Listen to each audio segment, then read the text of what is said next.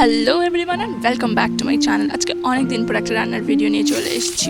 আমি তোমাদেরকে আগেও বলেছি আমি যে রান্নার ভিডিওগুলো তোমাদের সাথে শেয়ার করি সেগুলো আমার মা রান্না করে, আমি যে ভিডিও করে তোমাদের সামনে তুলে ধরি। বাট আজকে আমি রান্না করেছি। আজকে অ্যাকচুয়ালি মা বাড়িতে ছিল না, আর তাছাড়া ভাবলাম যে রোজ তো মাই রান্না করে খাওয়ায়, আজকে না হয় আমি রান্না করে খাওয়াই। আমি একা করিনি, আমার দিদি জাস্ট জোগাড় করে দিয়েছিলো, কাটাকুটি করে দিয়েছে, বাদ বাকি রান্নাটা আমিই করেছি। তো দেখো তোমাদের সাথে কথা বলতে বলতে কতটা হয়ে গেল। তো যেভাবে ডিমের ঝোল রান্না করে আর কি আমি জানি সবাই জানে, বাট তাও আমি যেহেতু করলাম তো ভাবলাম যে তোমাদের সাথে শেয়ারই করি। আর অনেকদিন গ্যালারিতে ছিল তো ভাবলাম ফাইনালি এডিট করে না হয় ছাড়াই যায়।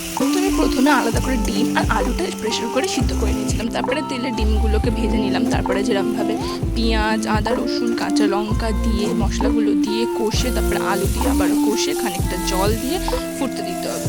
ফুটে গেলেই তার মধ্যে ভেজে রাখা ডিমগুলোকে দিয়ে দিতে হবে, তারপরে লাস্টে গরম মশলার গুঁড়ো আর ধনেপাতা গুঁড়ো ছড়িয়ে দিলেই রেডি। কেমন হলো জানিও।